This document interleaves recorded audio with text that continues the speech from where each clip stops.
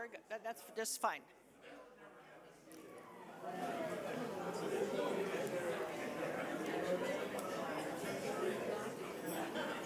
Buck the Norwegian trend. Yeah.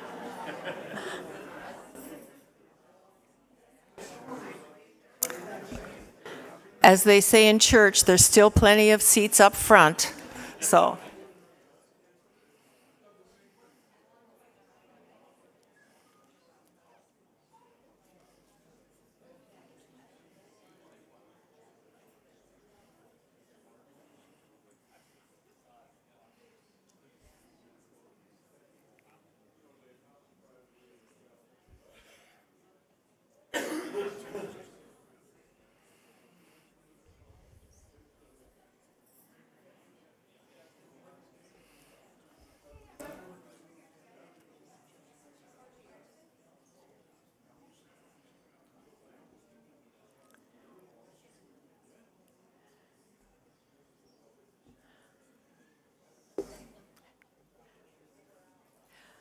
Okay, I think we have the majority. A few in the back. Feel free to come in whenever you're ready.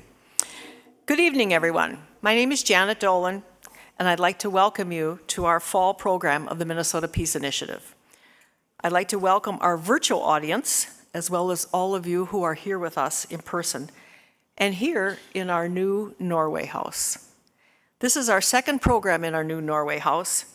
As you can see, it's a beautiful facility, and we are so happy to be here. Yes!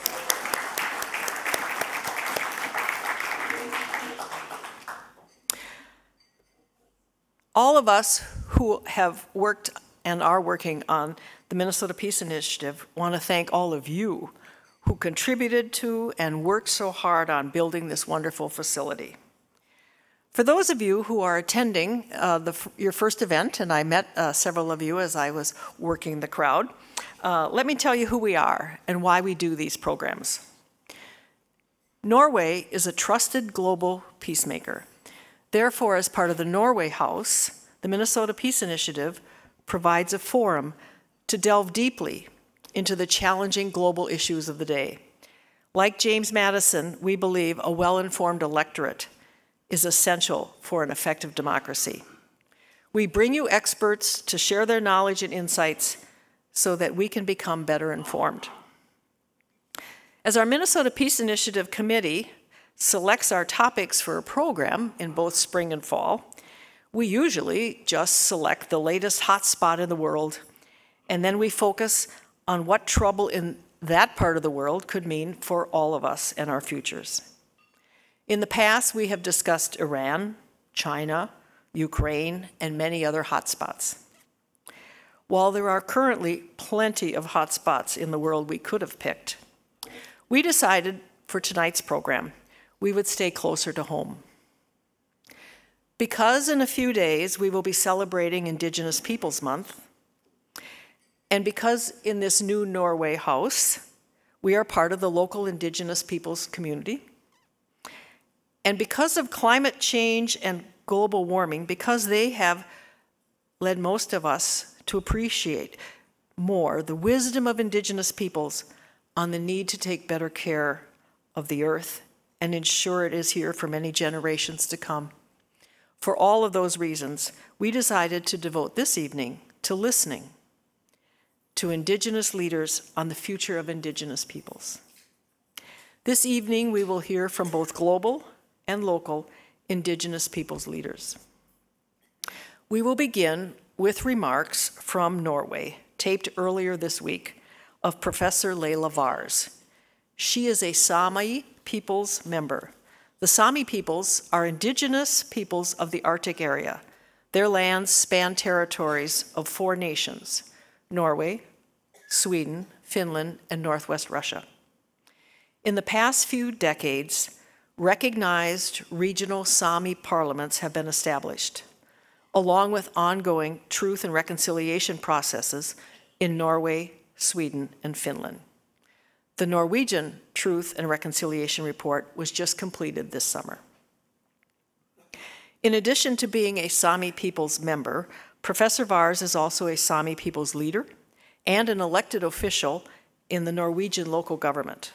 Also, As a UN representative, she has worked on Indigenous peoples' issues across the globe.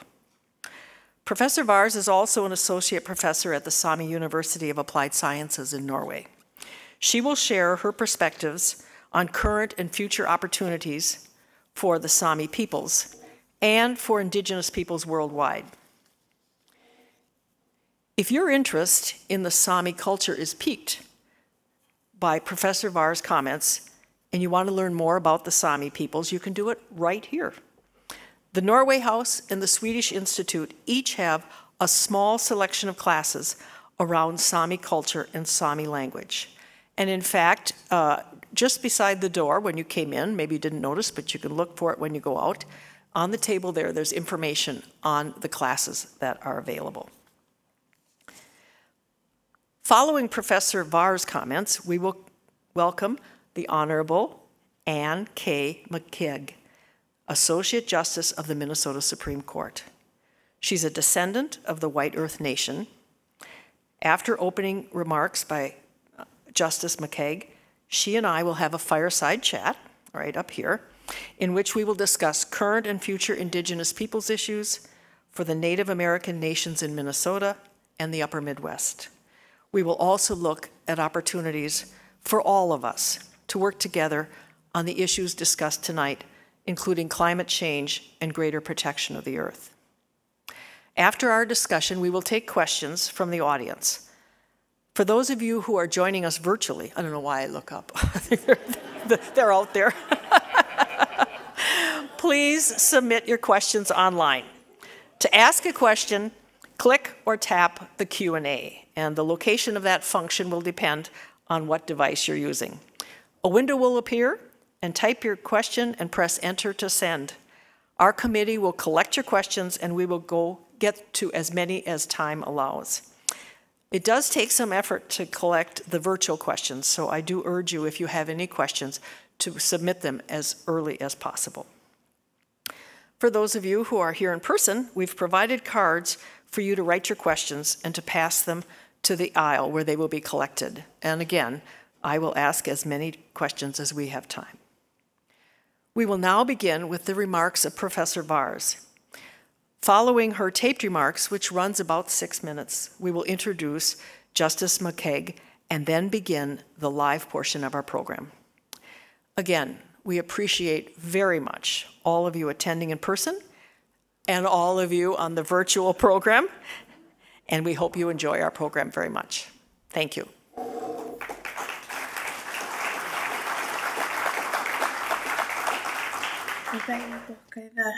Tervetuloa tiedäpä kuutikennus saamis. Monen inkuna Susanna Elmaria Laila Susanna. Ja län huiluskolen Tim Farustal nähtebokte. Greetings to you all here from Kuutikenu, the northernmost parts of the Sami territory, here on the Norwegian side. I'm Laila Susanne Vars, and it's an honor for me to give you a very brief snapshot of the situation of the Sami people. The situation of the Sami people is very similar to the situation of any indigenous people who depend on lands and resources for their survival. We share a lot of similarities with other Arctic indigenous peoples. We have the same challenges when it comes to both climate change and also the challenges with climate change mitigation and measures. We have the same challenges when it comes to lack of indigenous speaking teachers, teaching material, and also the lack of funding of activities that would support both indigenous teaching and our livelihoods. So we have a lot of similarities with other indigenous peoples, and we also live and breathe, of course, climate change, and industrialization is a part of our daily life nowadays. We have 3 Sami parliaments, but unfortunately, those 3 Sami parliaments don't have the decision-making power needed to protect the rights of the Sami people in Norway, Sweden, and Finland. On the Russian side, we don't even have a Sami parliament structure in place to give the Sami a voice.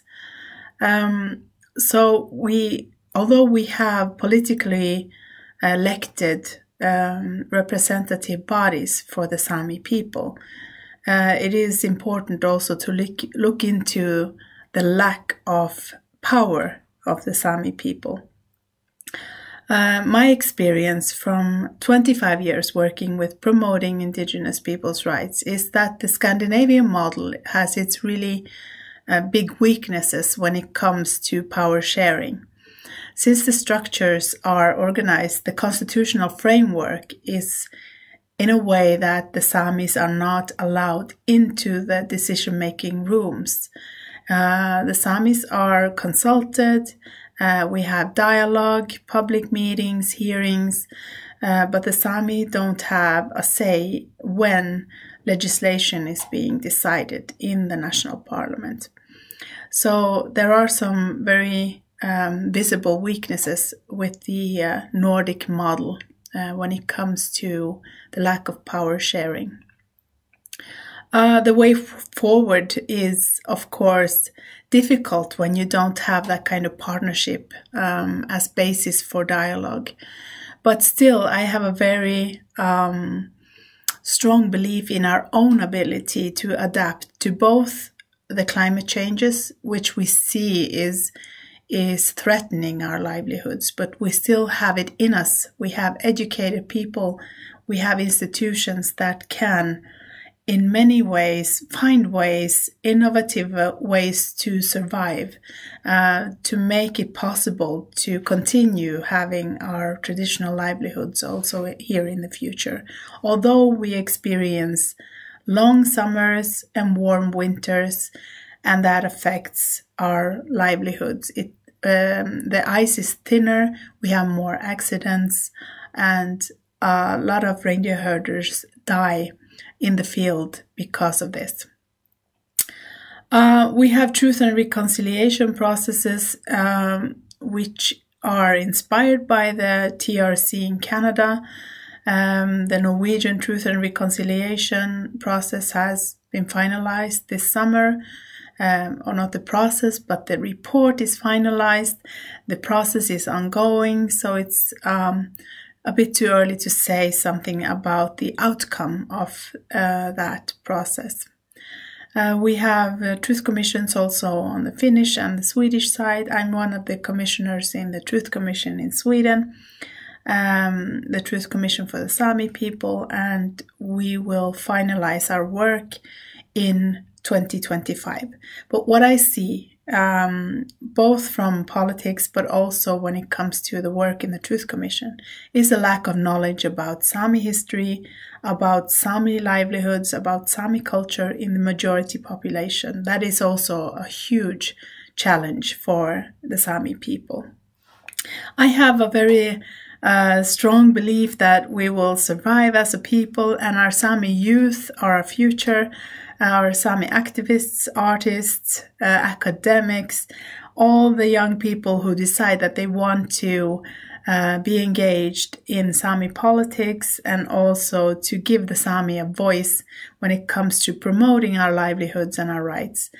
So our youth are engaged in at least 3 different levels, maybe 4, on the local level, back in their local communities, on the national level, making sure that the Sami are being heard in different kind of decision-making processes. We operate on the regional level, on the cross-boundary cooperation with other Samis in Sweden and Finland and Russia. And we also very much focus on and highlight the importance of being a part of the Indigenous global movement, that our youth should also engage in solidarity with other Indigenous peoples and to cooperate with other Indigenous peoples. So that is important, and that is the future, I think, that will help us to be able to survive as a people and to be able to adapt, as we have always done, to the changes that our communities are facing. Thank you so much for listening to me. Good luck with your work, Gihto.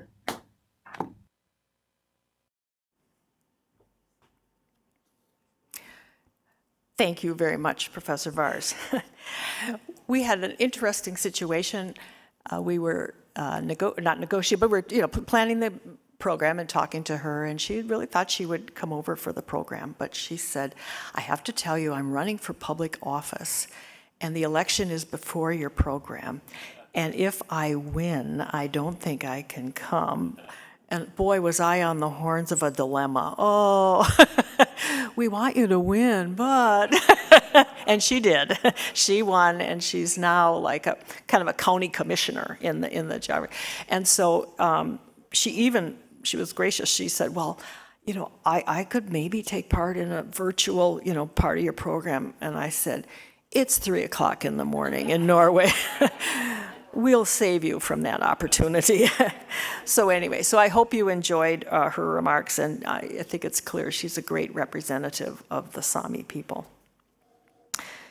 We now turn to the live portion of our program, and it's my pleasure to introduce our speaker this evening and my fireside chat partner, the Honorable Anne K. McCaig. She is an Associate Justice of the Minnesota Supreme Court.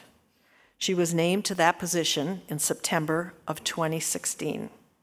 With her ascension to the Minnesota Supreme Court, she's the first Native American to sit on any state Supreme Court in the United States.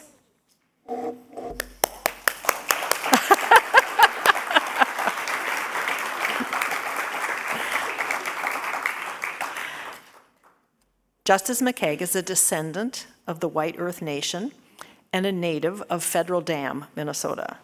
She grew up on the Leech Lake Reservation. She received her undergraduate degree from St. Catherine University, my alma mater, and her law degree from Hamlin University. She served as an assistant Hennepin County attorney for 16 years, and she was a judge on the Hennepin County District Court for 9 years before ascending to the Minnesota Supreme Court. Both in her work as an assistant county attorney and in many of her professional commitments, she is an expert on, and she focuses on, child protection, domestic violence, family law, diversity, and inclusion. She has worked with many Native communities. She serves on several national committees addressing both domestic violence and Native American issues. She's the mother of 5, but also seems to find time to be a fan of Johnny Cash and the Minnesota Vikings. So I figure after last night's great win, we got her in really good spirits tonight. So it is my honor to introduce Justice Anne McCaig.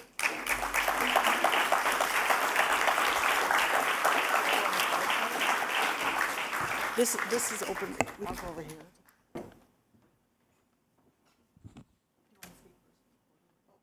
I'll just start here. Okay. Hello, hello. Bueller. Well, hello. Or bonjour, I should say. That was pathetic. Bonjour. Anin. Dana. Chamoklama. Very good. That's pretty good. Well, thanks for having me out on this rainy night. My name is Anne McCaig. My Indian name is Awanakwe, which means mist woman. I was given that name a few years ago by some elders, and they said it is because it's the early mist that covers the reservation of the White Earth Nation where my family is from, as the protector of the land and of its people. So I was like, well, I'll do my very best. I hail from Federal Dam, Minnesota, and I know there's one person in the crowd at least that knows where that is from, or where that is. It's a huge town of 106 people. I see other people nodding. How many of you know where Federal Dam is? Oh my God, I'm like home. Well, Brittany knows. Brittany had to work with me in district court, Brittany Miller. So I don't know why she came tonight. You'd think she would have had enough of me. And she has to know where Federal Dam is. But it's up on the Leech Lake Reservation, 106 people.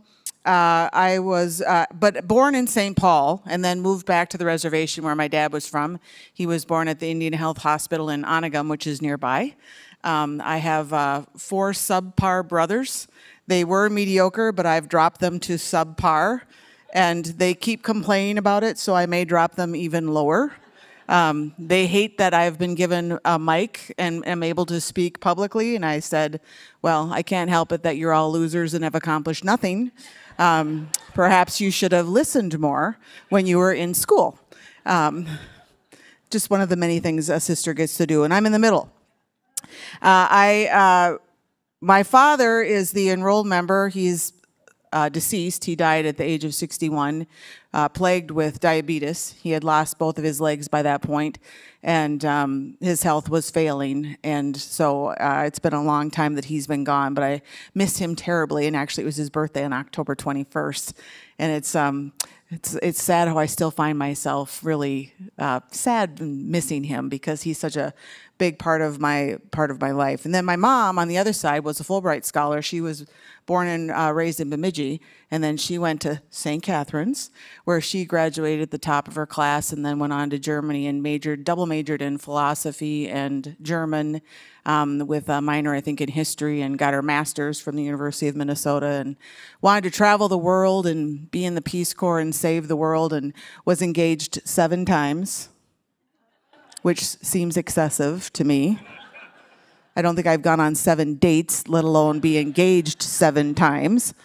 But my dad finally landed her, and they had us 5, 4 subpar, 1 lovely child. And we moved back to the reservation, which is really where life began for me. And I started working when I was 13 years old. And in my hometown, of course, nobody else was really working. I had 2 girlfriends, and they didn't have to have a job. I never understood that.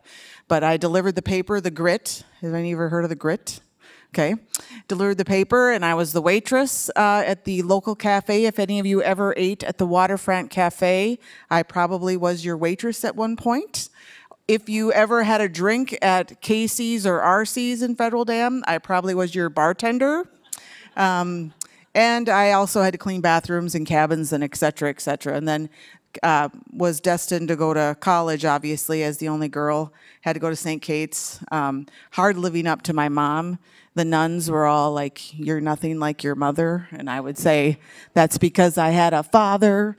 And my mother is lovely, very nice, very kind, not judgmental. I don't think she's ever swore a day in her life. I, on the other hand, swear like a trucker. Which is my dad's fault. But then after college, went on to law school because I knew that I wanted to be a lawyer. I decided that in 9th grade. Well, actually, I wanted to be a country music singer, thus the Johnny Cash. I was sure I was going to be in Nashville. My mother said, let's have a plan B. So I said, well, all right, I'll go to law school and be a lawyer. And so here I am. But it's kind of been a long journey, and I'll try to work in a little bit more of that when I answer some questions, hopefully. So. You're a lot more fun than I thought you were going to be. Can you hear? Okay. Which is always, that's a compliment. Yeah. All right. Brittany could tell you stories. Well, we're going to start, again, if you have questions, get them in because it always makes it more interesting. But I'm going to start with just a few questions. One is, sort of the 20,000-foot level, which is, we can all look at the history, and there's a long history, but the real important part is where do we go from here? And what do you think, just on a very big level, the 3 biggest goals of Native Americans would be right now? I know it's kind of broad brush, but what are the 3 biggest challenges and issues they have? Well, a few things come to mind. One is that I think we all talk about in our community of financial independence and really trying to develop economically. And broaden our economic development. We've certainly come a long way from the time that I was a kid growing up on the reservation, but we need to develop that further, and in order to do that, we need to work on education because those numbers have really not changed since I was a kid. The graduation rate from high school has always been in the 40 to 49% rate, and that has stayed about the same. There's a real lots of issues around education within my community. My mom worked for 40 years on Indian education and really tried to instill that education can be lead to freedom of choice. And also we're trying to get our youth to understand that it's sort of how you get into the positions of power, which help getting a seat at the table and help developing policies around Native people. So I would say education, I would say economic development, and I would also just say that we are currently plagued with the opioid epidemic. And we have got to do something about that because it's rolling into all sorts of other social issues because we're off the charts in prison, we're off the charts in child welfare, we're off the charts in domestic violence, given the population that we have. So sort of some big issues that we need to address as a community. In terms of, well, let's say the opioid, is that one where everyone in the state can work together on it, or do you think the Indian nations are isolated and don't benefit from programs for the opiates? Well, I think there's a couple answers to that. One is that we need allies, which is why I'm glad that I'm here.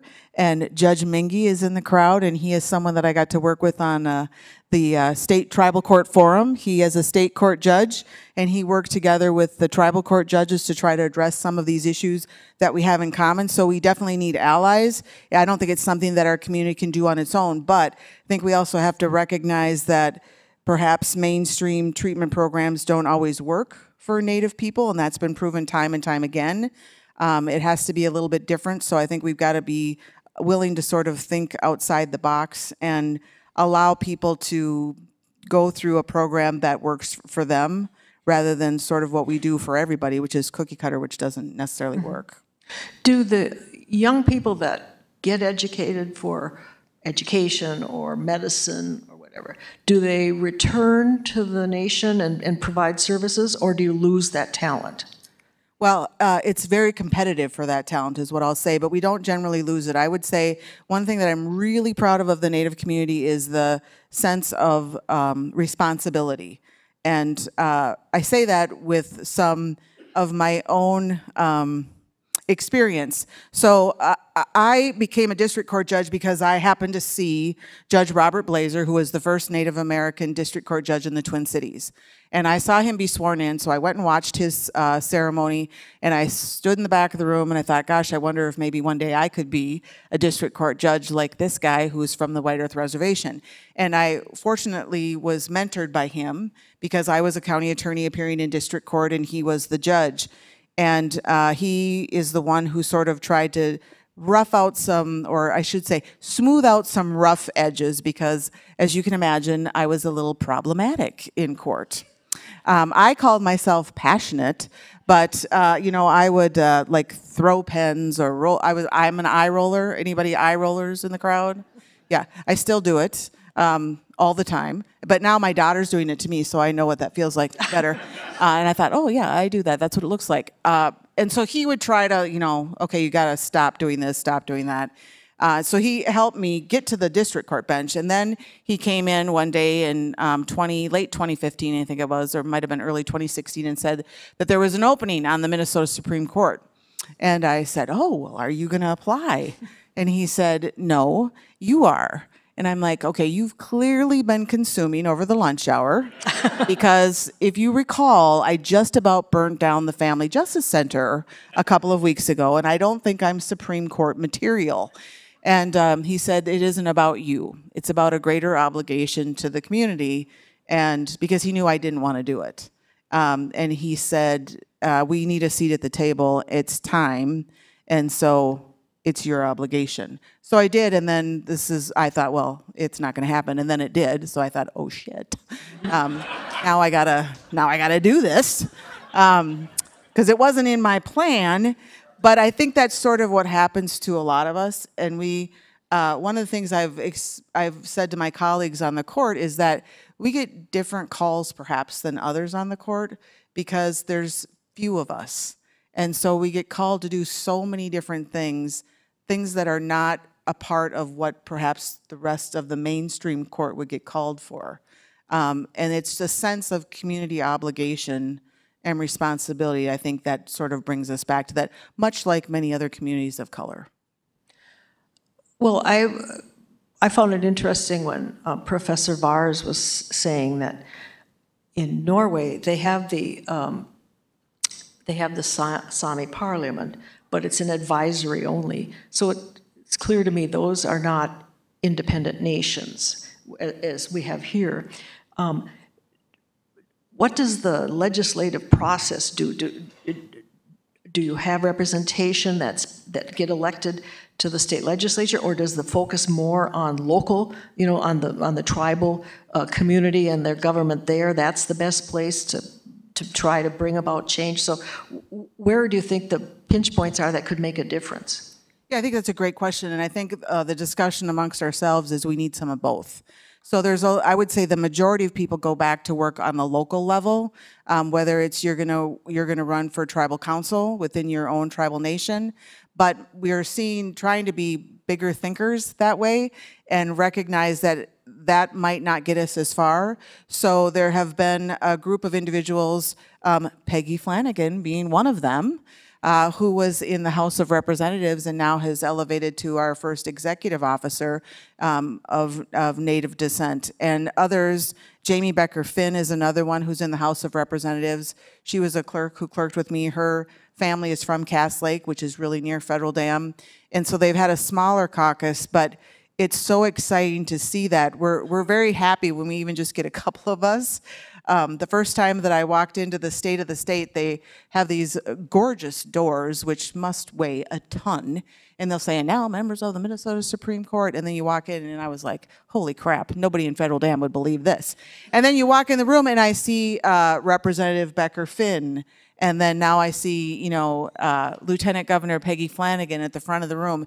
And it is such a level of just personal satisfaction and excitement and pride, frankly, that just in my lifetime, I've seen so much progression. But we recognize that there has to be, and even on the national level. Mm-hmm. Well, speaking of the national, is there a level of cooperation? I mean, do you find that the various Native American nations, either within the state, because of course they are or on a Midwest or national, is there some cooperation, like what works, what doesn't? Where do you hit critical mass when it starts to make a difference? I mean, things like that. Yeah, certainly there has been, that has also developed. Some of that I think is just with technology and the ability to have faster communication. I think we saw a lot of that in the Brackeen, or the most recent decision from the United States Supreme Court, where it upheld the Indian Child Welfare Act. There was a real working together of tribal nations across the country, all towards the same goal, which is why one of the reasons that I think it was successful. So it's there, and even here we have got 11 tribal nations, and I know that the 11 tribal chairs, they talk to the governor. I don't know if it's weekly. I think it started out as weekly. It might still be that often, about issues that they have in common and that are in common with the state of Minnesota, to try to progress those and move those forward. I don't know that that had ever happened before. So we are continuing to, I think, improve our role in a lot of places that we've not been before. Well, I was surprised in preparing for this evening.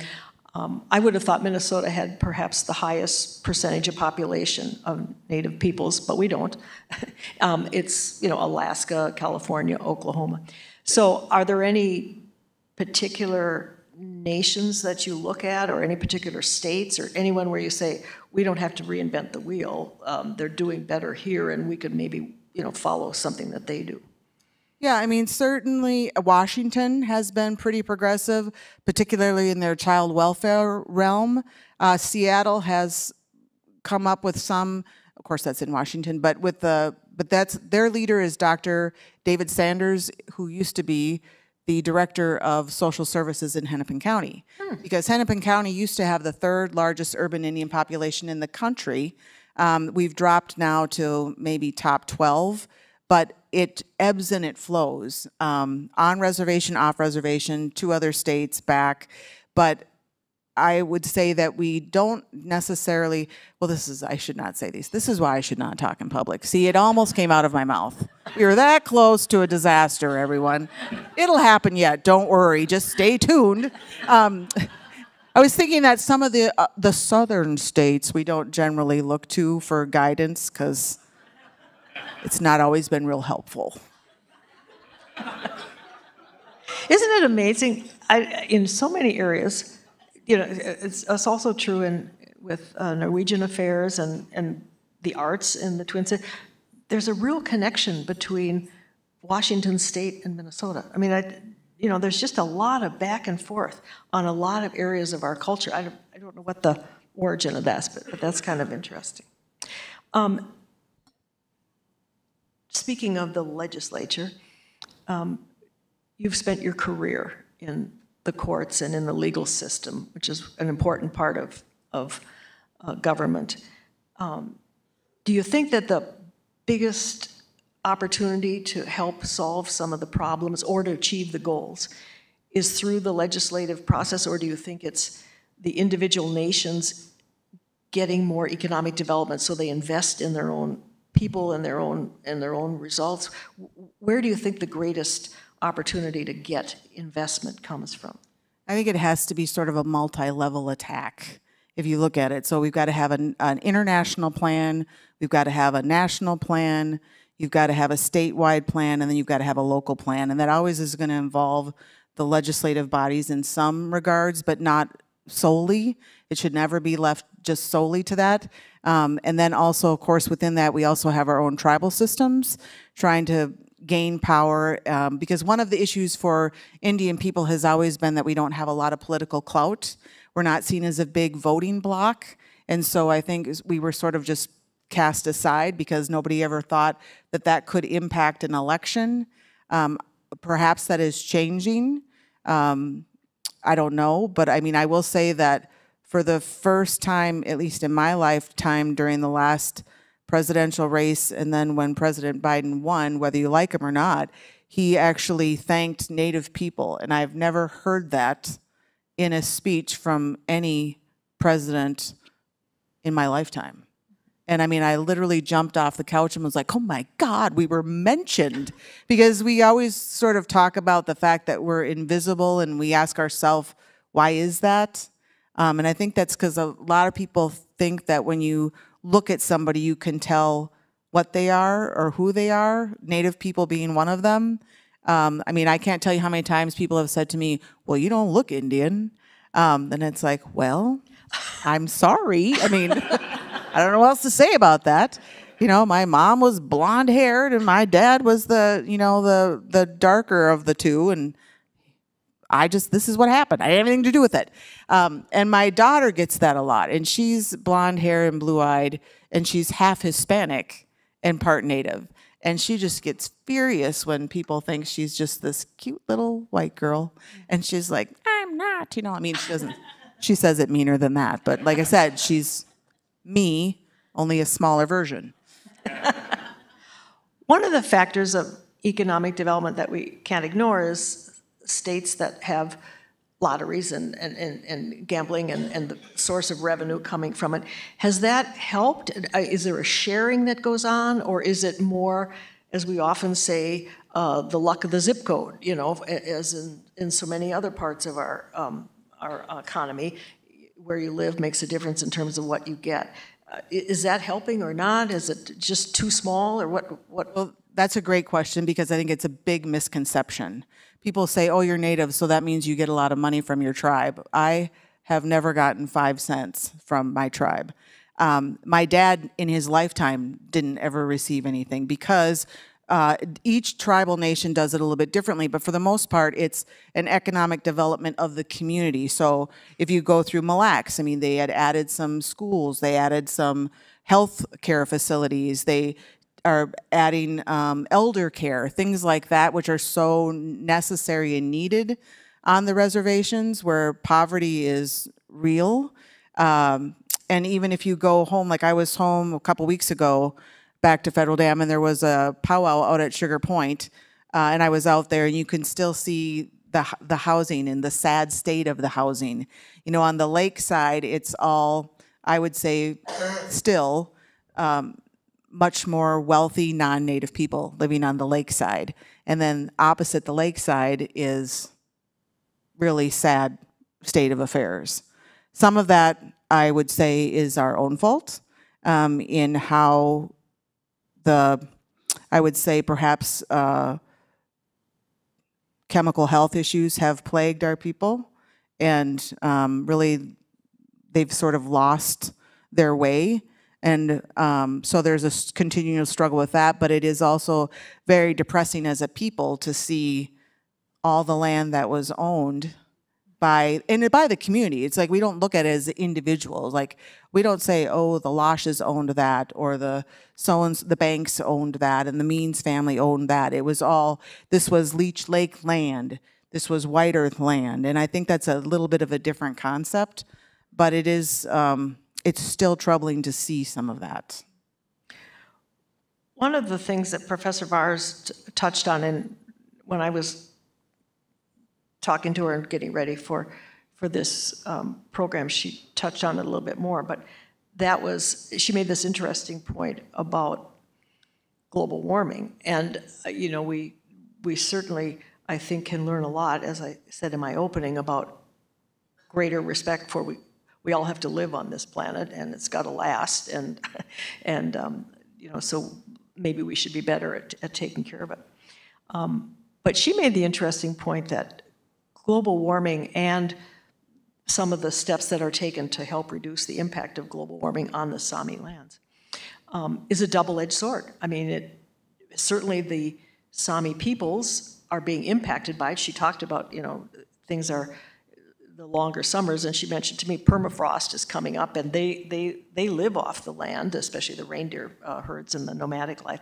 But so there's a lot of remedies coming in that are damaging their income. You know, Norway, like other countries, is making decisions of how are we going to protect the lands, you know, and they want to do that, but they also live off the lands, and so it's going to undermine their revenue from the land. So it's a real, you know, it's a real issue, especially for the people who live there versus the people who've moved away and live in other parts.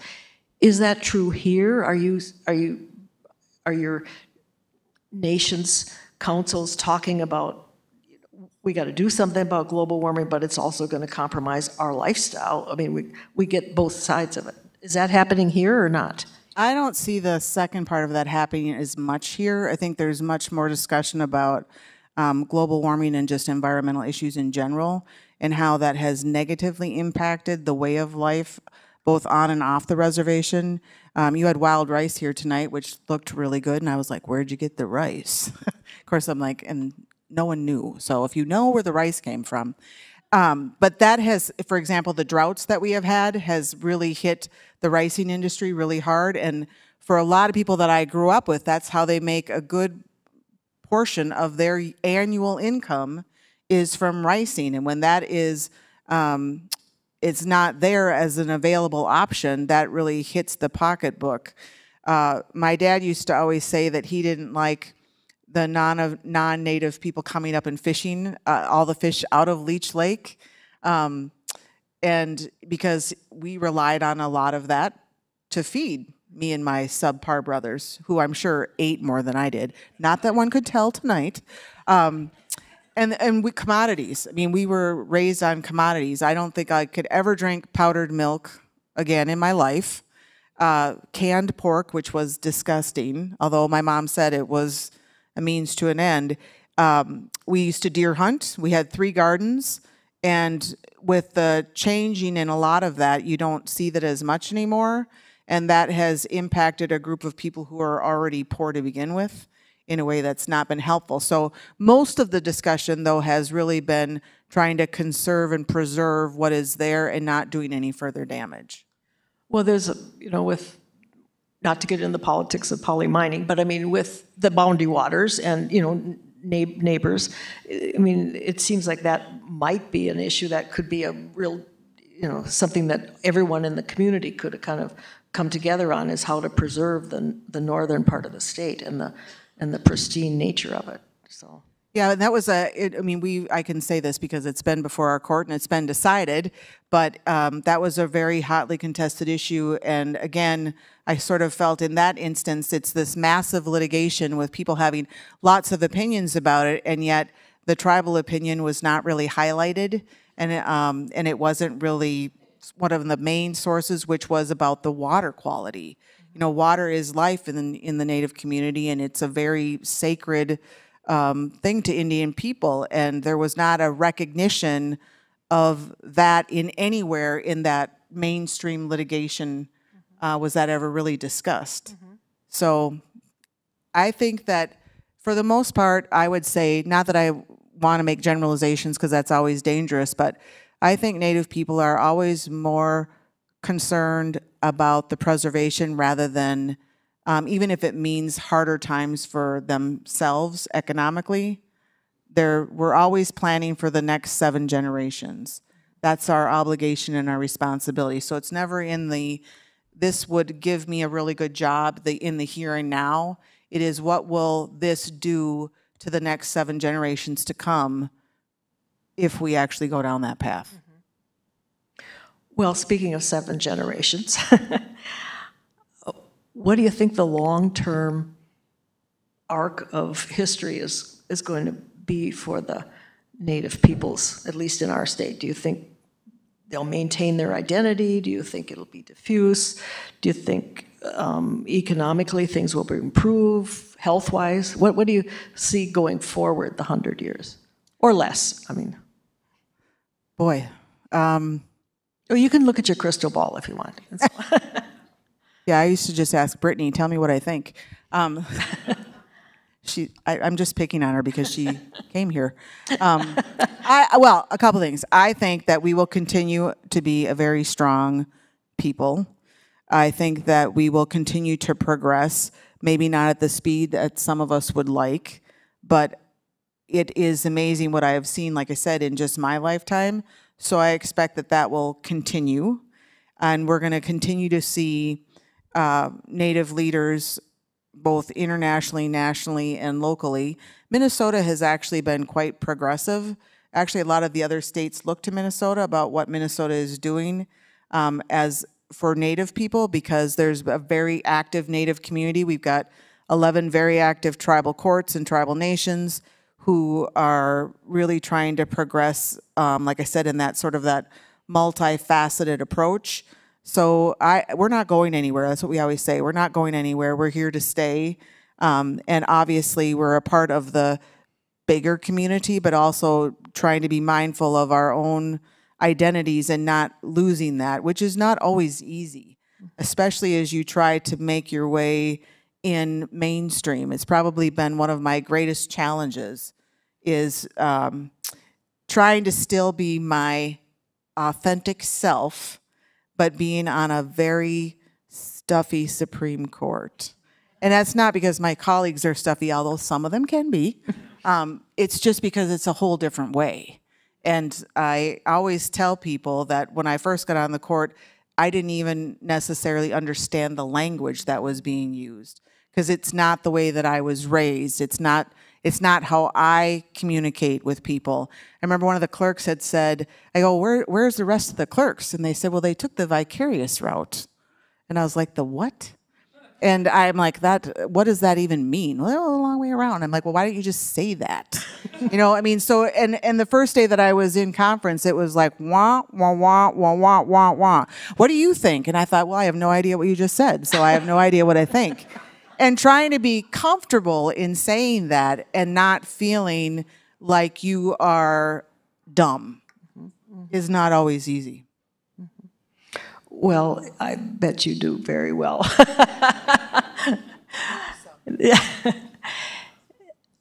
I thought, and I've thought a lot about Professor Var's last comments. I thought her comments about we've got to involve our young people. If we, you know, it's clear she's very conscious that if you don't get the young people involved, you know, it'll fade over time as the seniors decline. So what's your observation? You've got children. Are they engaged? Do you think that the nations do a good job of trying to get their young people to be involved so that they can pass it on to them? What's the status of engagement of young people? Yeah, I think it's gotten a lot better. I mean, the Indian education in our school districts has really helped. I think my mom really helped a lot of youth sort of be the away from home parent, and the importance of being kind to each other and all of those values that are important to the community. And I see a lot of our youth, which is I'm really proud of. I'm part of it's called a trilateral working group of women through United Nations and through the White House that's dealing with domestic violence issues.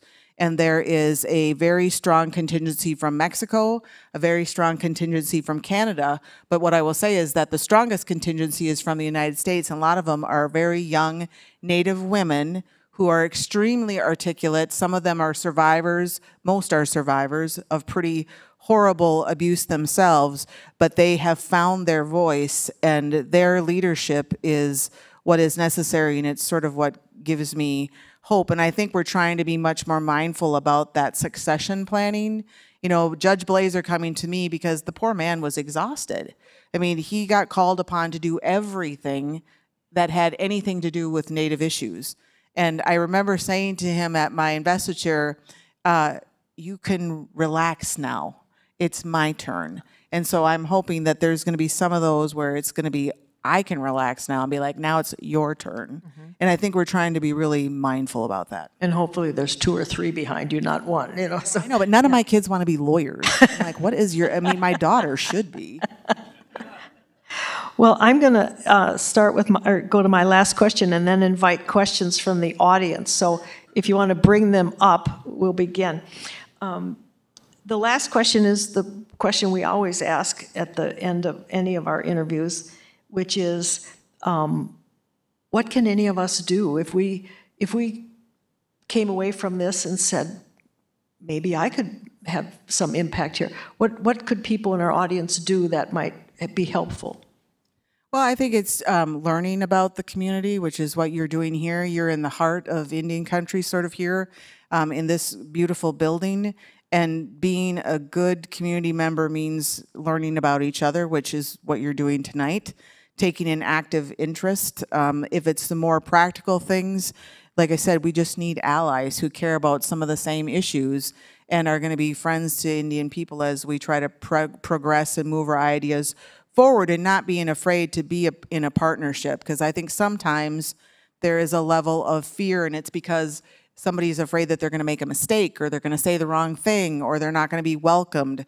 And I think people just need to push that aside and offer yourself in a very honest way, and we will be very accepting.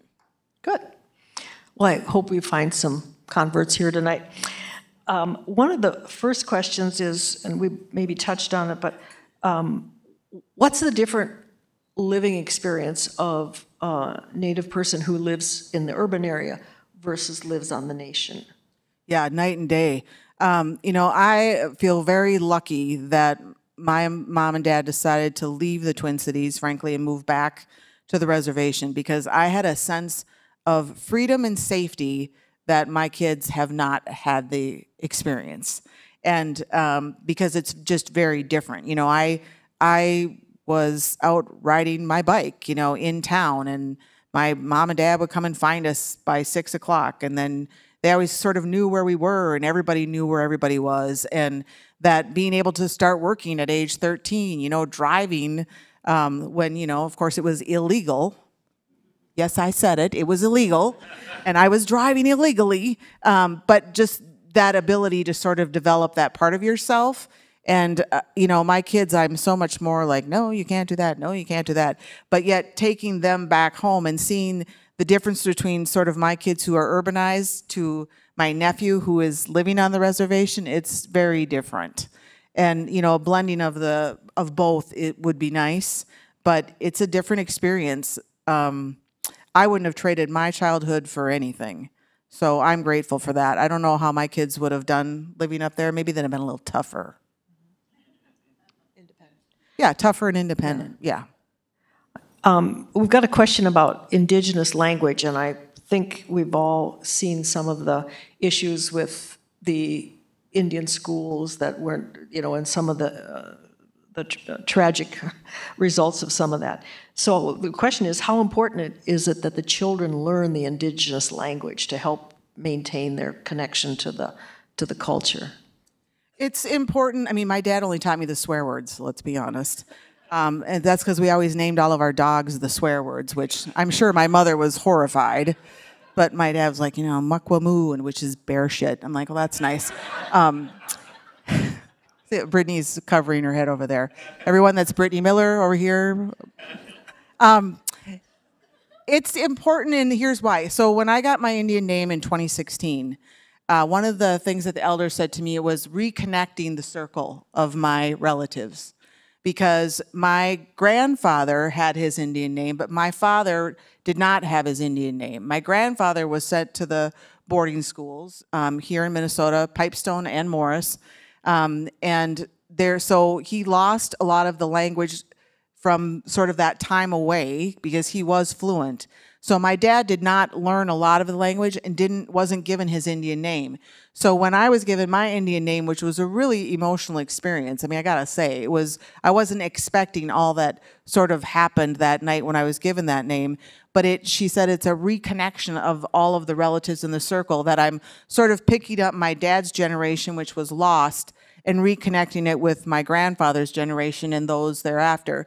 So my kids will now get their Indian names, and I am confident that they will pass that along. So it's really important that we teach each other our traditions, our culture, our way, and our language is a part of that. Do you think that's part of the next 20 or 100 years, is that it's a little bit of a coming full circle, a little bit more of a renaissance of the roots? I mean, yes, I do, because a lot of the younger people can speak many more words than I can.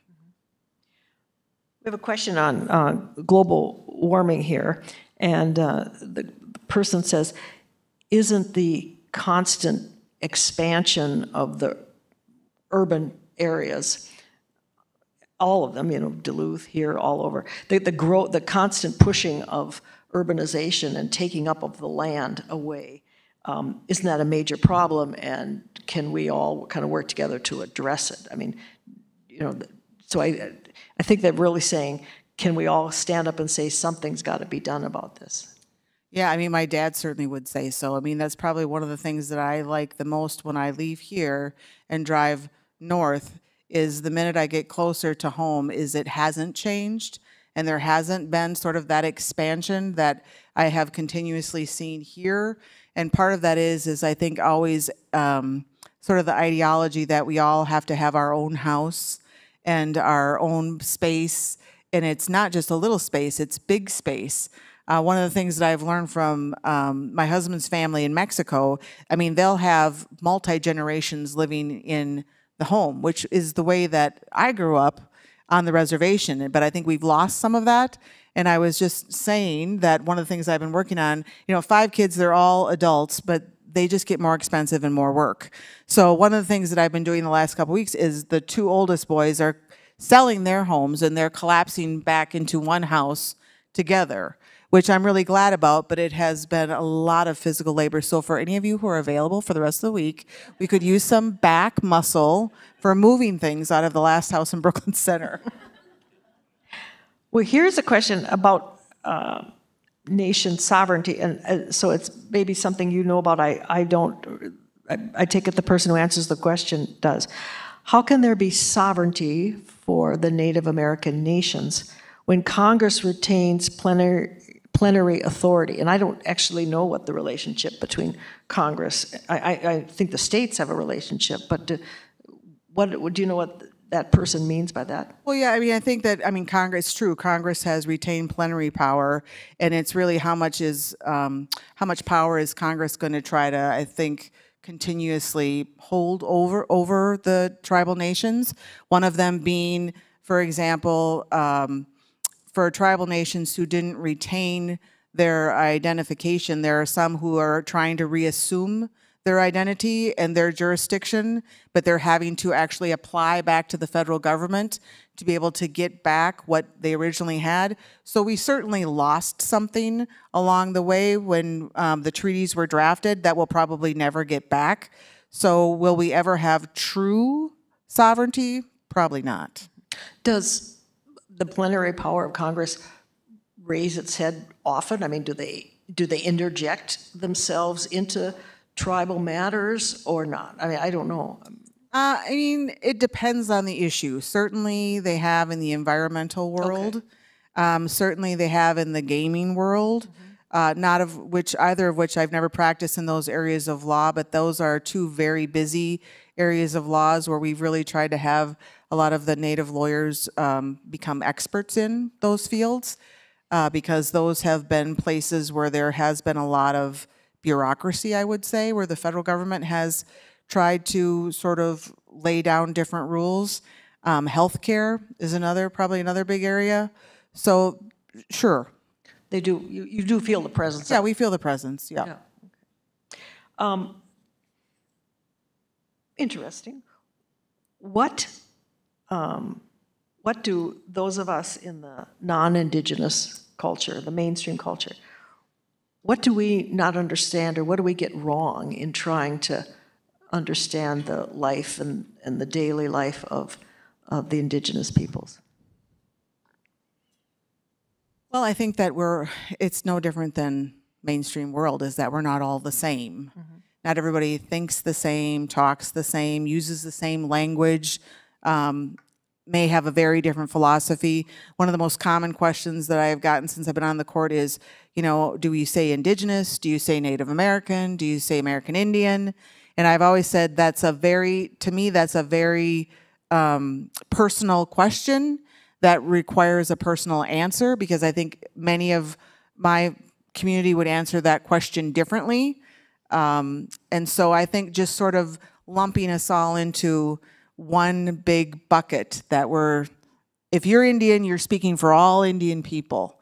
And that's no different, I think, than many communities. Mm-hmm. I think that's true of all of us. I know many women in the last 20 years who would say, I don't speak for everybody just because I'm here. This is kind of a specific, but I think your comment about the opioid treatment triggered a question, which is, if the typical or the routine way, or the way we currently now in our healthcare system are treating opioid addiction, if that treatment plan doesn't work, as you said, for Native people so much, what do you think what's different, and what do you think might help, or what treatment plan might work? Well, I think our elders would say it's really going back to our way, which is ceremonies. It is celebrating our way of life, whether it be through dance at the powwows, through our medicines, through our meditation, through simplifying life and not sort of being moved by the exteriors, as it were. So it's a very important cultural identity element that I think is perhaps missing in a way that Native people feel comfortable sharing.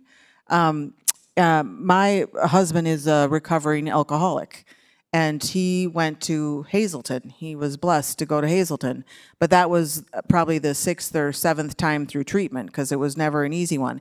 And I remember going to the family week and sort of having this light bulb moment there that this is the Cadillac treatment program in the state of Minnesota, and yet we don't have anything close to this to offer the people who have the most complex chemical health histories, and that is in the child welfare system, where, again, Native people are overrepresented, same as the Black community.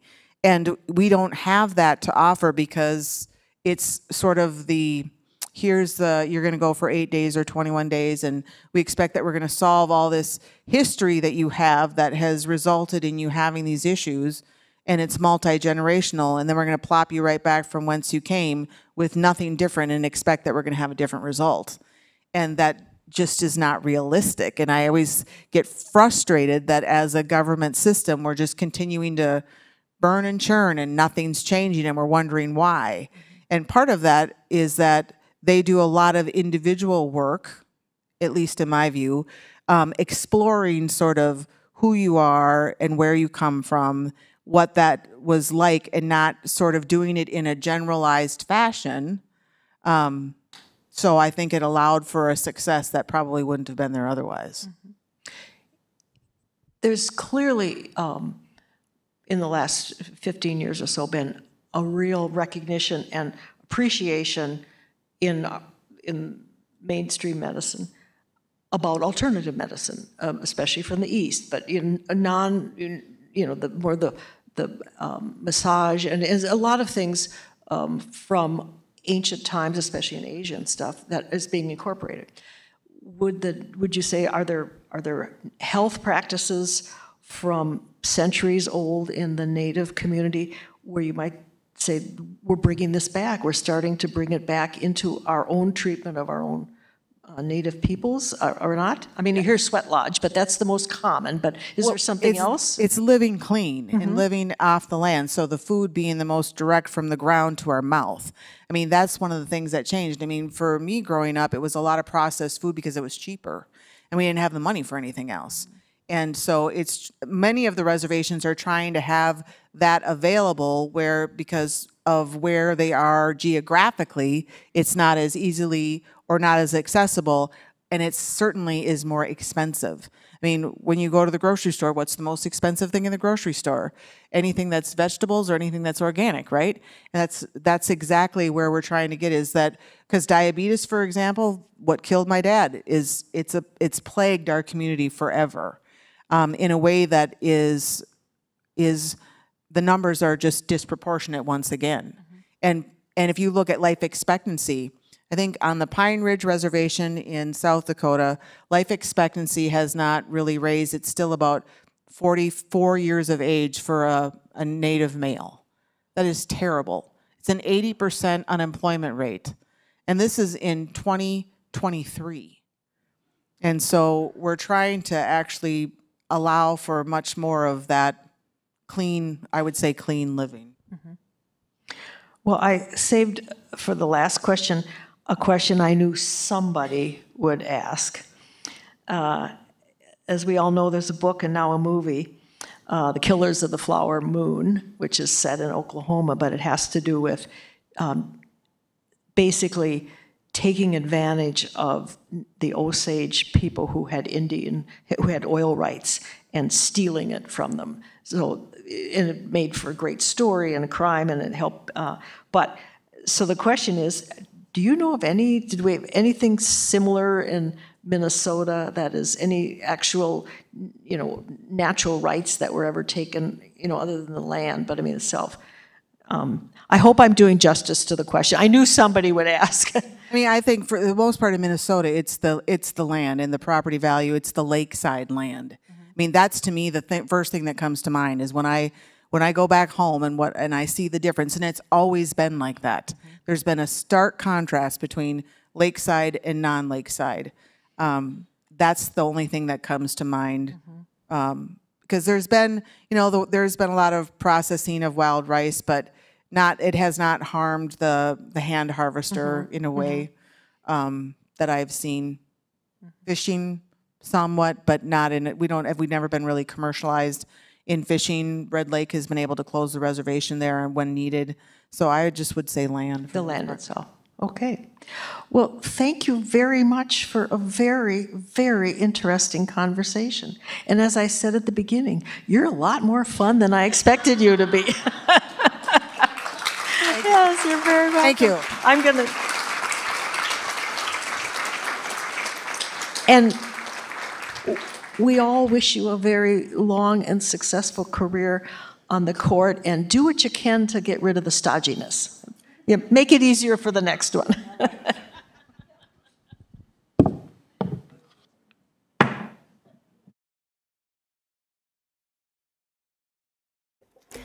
As I said at the beginning, we have a promise that we get you out on time. So, in closing, first of all, thank you all for coming. I think I would also like to take just a couple minutes to thank all the people who helped make this successful. So, first of all, thank you to our speakers, to Professor Vars. We do know, again, I'm looking up, she's with the virtual crowd. We know it's 3 o'clock in the morning in Norway, but nonetheless, we hope that she feels our appreciation and our good wishes that we are sending her. And Justice McKay, thank you very much for taking time out of your busy schedule to be with us. We appreciate all of your thoughtful comments and insights. We appreciate your service to the state and to the Native American peoples of our city, our state, and the nation. So let's give our speakers a big round of applause.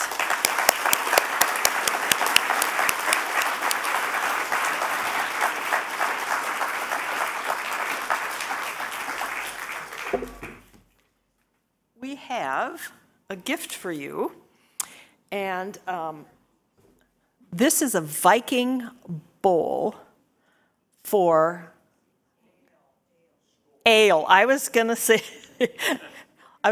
alcohol, but for ale. But it's meant to reflect all of us coming together and sharing. And so I hope you appreciate it, enjoy it, and will always think of us when you look at it or use it. There you go.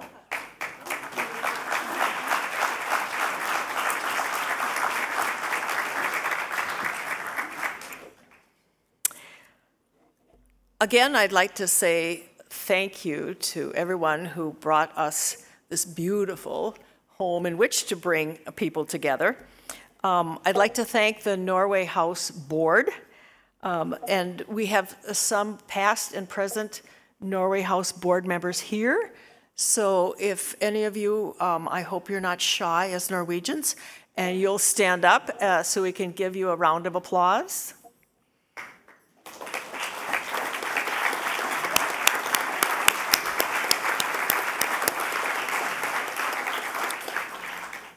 I also would like to thank the executive team of the Norway House. Christina Carlton is back there, and Joseph Grandal is over here. Would you both speak?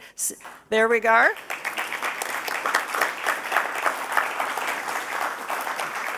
They do all the work to support us for the program and the webinar, so we really appreciate it. Mark Knapp, would you please stand? Mark is the chair of the Minnesota, stay standing please, is the chair of our Minnesota Peace Initiative Committee. And so we want to give him a round of applause. And oh no, Mark, you get to stand up one more minute because, will the committee members who are here, I know everybody couldn't make it tonight, but members of the committee, please stand.